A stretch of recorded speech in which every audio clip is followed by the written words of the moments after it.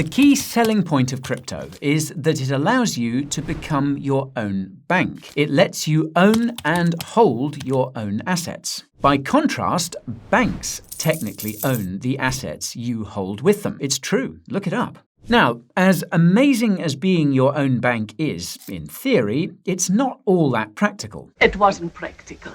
And many have argued that if crypto wants to compete with the traditional financial system, it needs its own banks. So today, we'll be summarizing a report which reveals exactly how it could be possible to create banks without bankers using Bitcoin.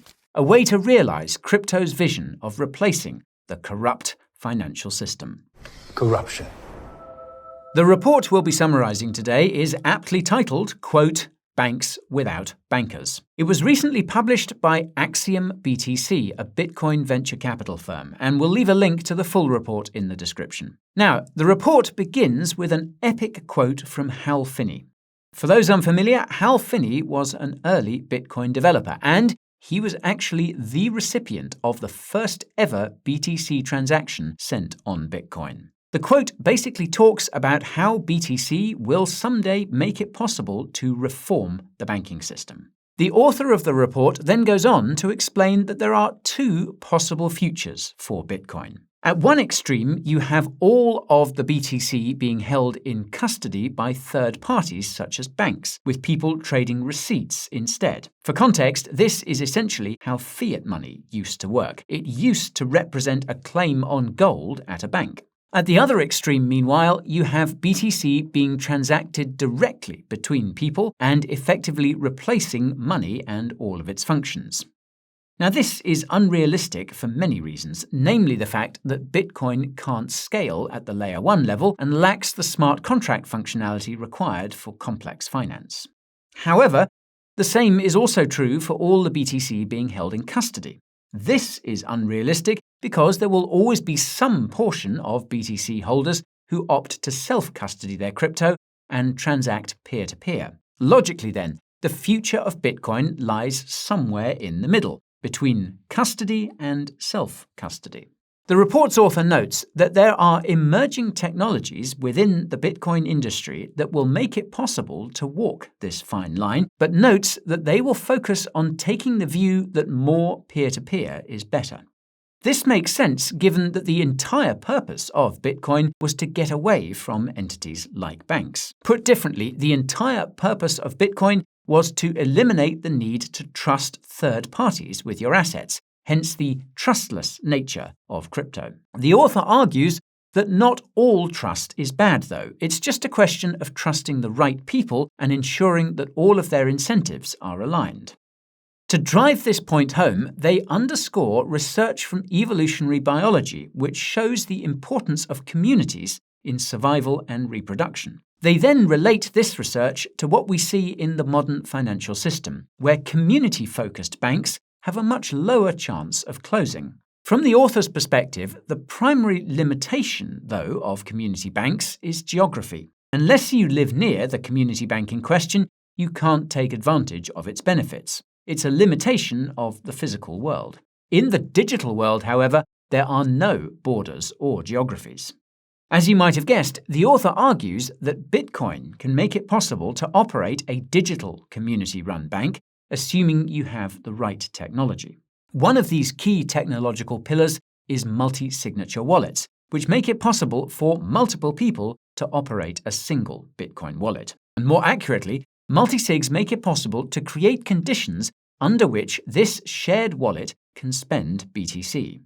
With this primitive, it becomes possible to create something called a federation, which the author explains as being where, quote, multiple participants hold keys that are useless in isolation but can be combined to produce a signature that is required to make a transaction. And by the way, if you're enjoying the video so far, folks, be sure to smash that like button to give it a boost and subscribe to the channel and ping that notification bell so you don't miss the next one. Yes. Cousin Barry, Coin Bureau, 1, 2, here we go.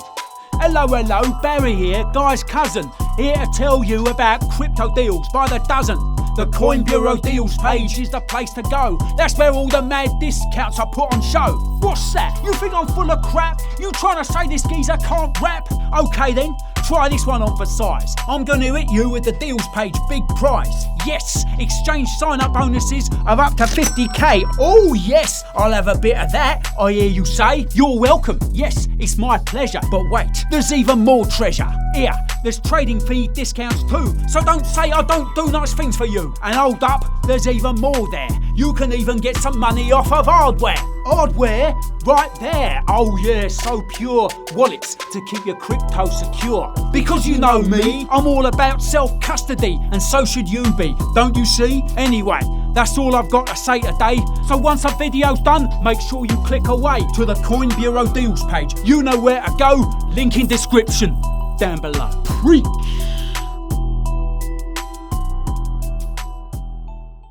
Now this brings us to the first part of the report, which is about a federated network called Fedimint. Fedimint solves the problem of not being able to trust third parties and not being able to trust yourself with the technicalities of self-custody. The solution is simple. Trust your community instead. Under the hood, Fedimint consists of 4 technologies.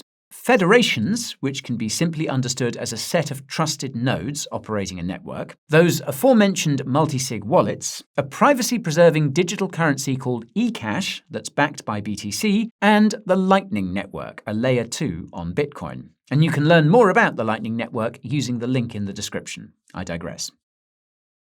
Now, at the protocol level, Fedimint consists of 4 participants. Users, who can mint, redeem, and transfer eCash. Guardians, which function as nodes on the network and facilitate the minting, redemption, and transfer of eCash. Gateways, which can be simply understood as nodes that make eCash transferable on the Lightning Network. And modules, which are the applications on Fedimint. What's interesting is that each Fedimint system comes built in with 3 modules. BTC, obviously, eCash, and an adapter for connecting to the Lightning Network. Users of each Fedimint system can choose to add additional modules such as eCash payments and more elaborate eCash exchanges. In case you haven't noticed, this means that Fedimint networks could someday play the role of de facto digital community banks, without any actual bankers. The infrastructure would be entirely community-run and would come with the built-in capacity to interact with other Bitcoin-based Fedimint networks. The author then unpacks another possible way that Bitcoin could be used to replace banks, and that's with another protocol called Cashew. Like Fedimint, Cashew leverages privacy-preserving eCash, which is backed by cold hard BTC. The difference, though, is that Cashew is much more centralized. And by much more centralized, I mean that it runs on a single server. The trade-off is that the centralized nature of Cashew makes it possible to keep track of all the eCash in circulation without compromising privacy, apparently. On Fedimints, it's difficult to keep track of eCash supply due to its private nature. In the second part of the report, the author makes the bold claim that everyone will eventually use a single form of money. Quote, "In theory, market participants converge upon a monetary standard. In a perfect world, there would only be one form of money." They explain that there are 3 reasons why this hasn't been the case historically. The first is opacity, or rather, the general lack of information about other currencies available to the average person. The second is sovereign coercion, i.e., because governments want control over their own currencies. The third reason is the most straightforward, and that's the trade-offs involved with money. The author uses the simple example of real estate versus the US dollar. In the modern day, real estate is used as a store of value rather than the USD. For reference, money means something that also stores its value.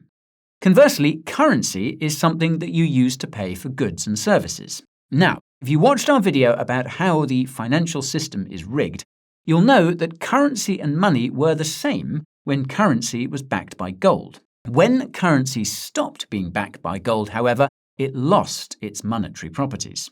And yet, we're still taught implicitly and explicitly that we are still working for money. Big think. Anyways, if you think that the author reckons BTC is the solution to this problem, Well, you'd be mistaken. They note that while BTC does overcome many of the hurdles that have historically restricted people from adopting a single currency, it has two hurdles of its own: scalability, aka speed, and privacy.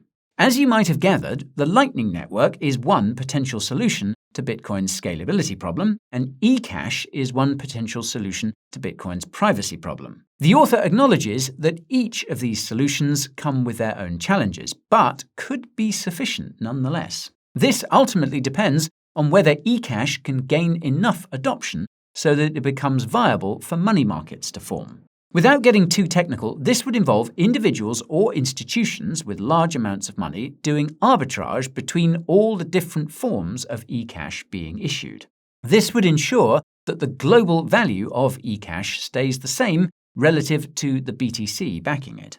The result would be a positive flywheel, wherein more accurate eCash prices result in more adoption, result in more market making to make the prices even more accurate, resulting in more adoption, and so on. This relates to the third part of the report, which is about the risks associated with this kind of eCash BTC-based system. The author starts by explaining that eCash is designed to be minted with and redeemable for BTC on the Bitcoin blockchain or BTC on the Lightning Network using a Fedimint network. As we just discussed, this should make all the different kinds of eCash issued by the different Fedimint networks fungible, i.e. equal in price. In other words, it should be possible to take eCash minted for BTC with one Fedimint network using Lightning Network BTC and redeem it for Layer 1 BTC at another.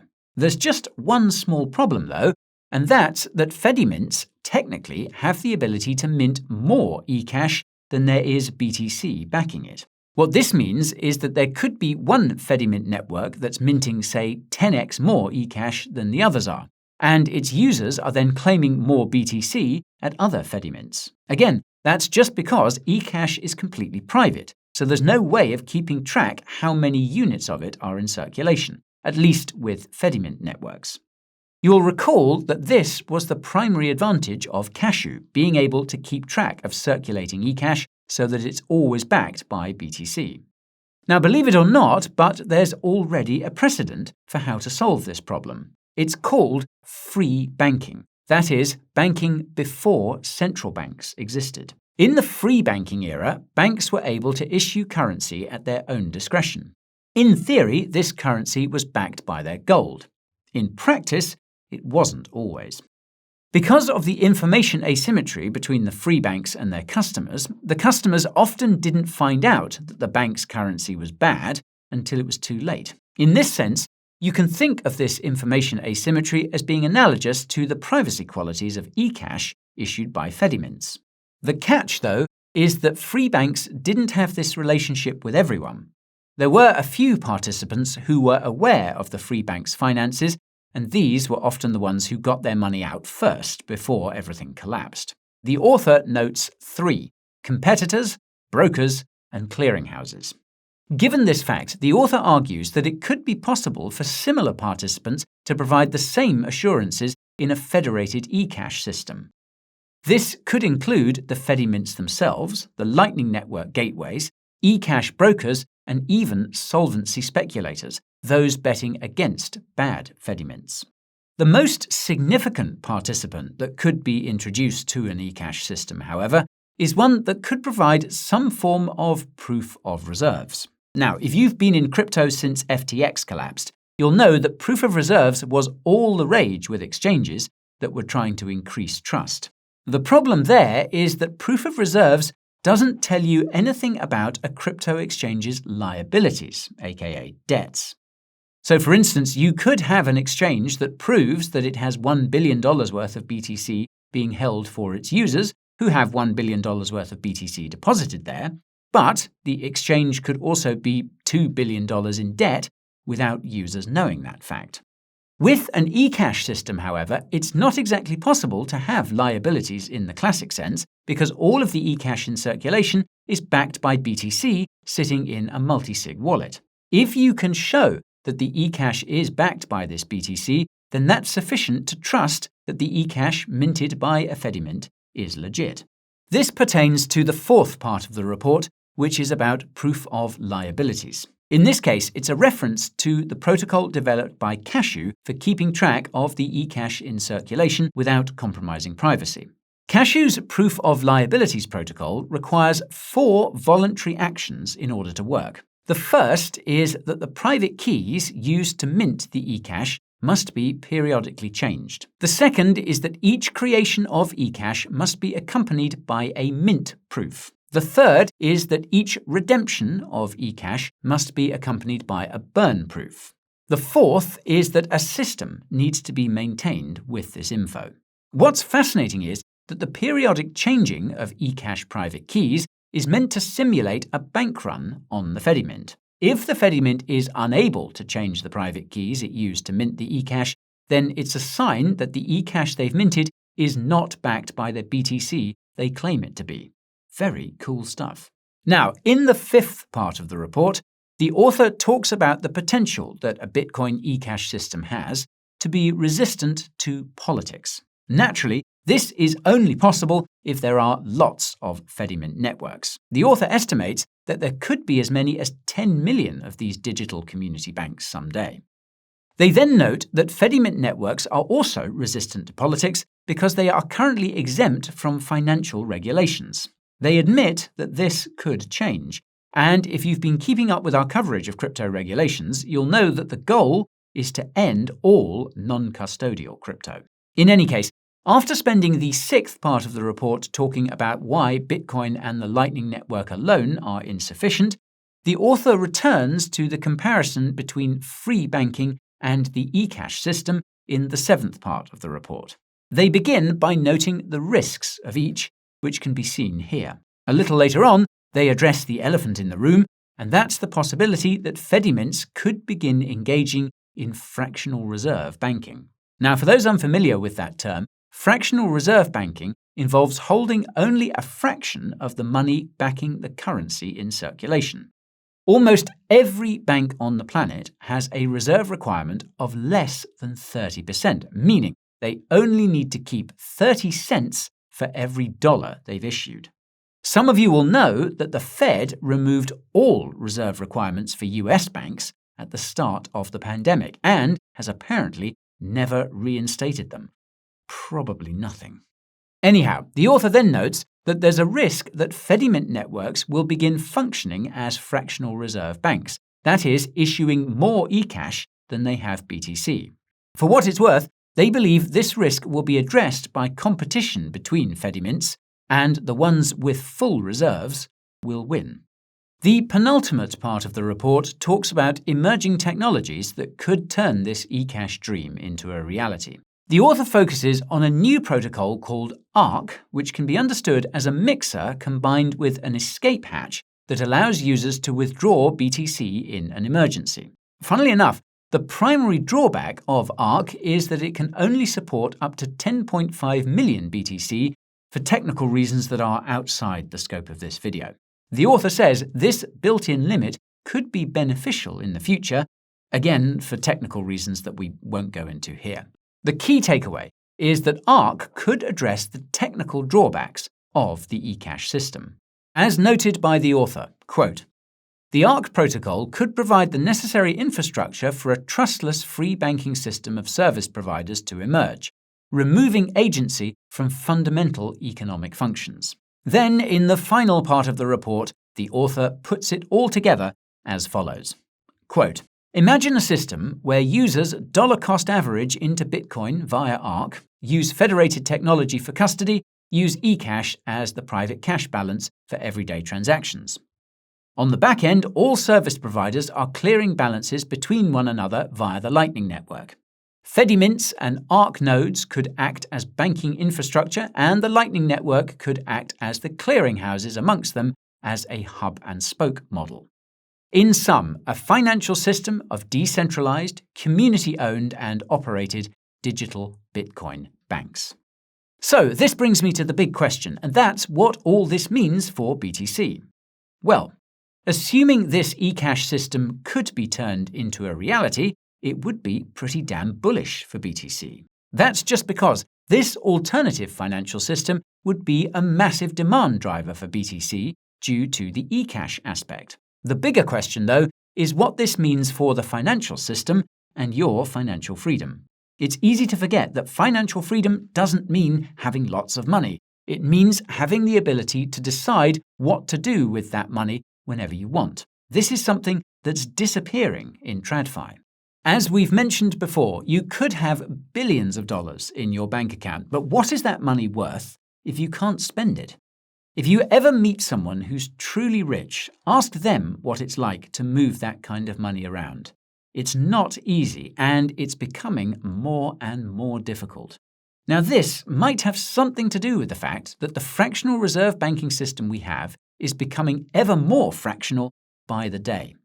Put simply, banks are purposely putting up hurdles that make it harder to move your money around because the money you have there doesn't even really exist. As we saw with the banking crisis last spring, it's comparatively easy to move money around in the modern day. Way back when, you would have to line up at the bank to get your cash if there was a problem, as per the true definition of a bank run.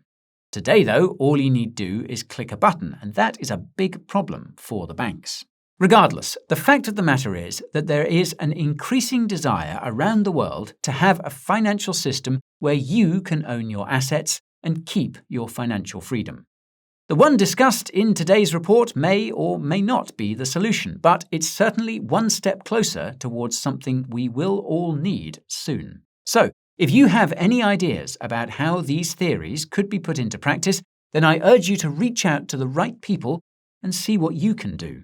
Because there's no shortage of crypto VCs looking to fund these protocols. After all, what could be more profitable than replacing the entire financial system? Okay, that's all for today's video, folks. So if you learned something new, smash that like button to let us know. And if you want to keep learning, subscribe to the channel and ping that notification bell. If you want to help others learn about this important topic, then do take a second to share this video with them. Meanwhile, if you're looking to maximize your gains while minimizing your losses in crypto, then check out the Coin Bureau deals page. It's got trading fee discounts of up to 60% and sign-up bonuses of up to $50,000 on the best crypto exchanges and the biggest discounts on the best hardware wallets too. These deals won't be around forever, so take advantage of them while they last using the link down below. As always, thank you so much for watching, and I'll see you in the next one. This is Guy, signing off.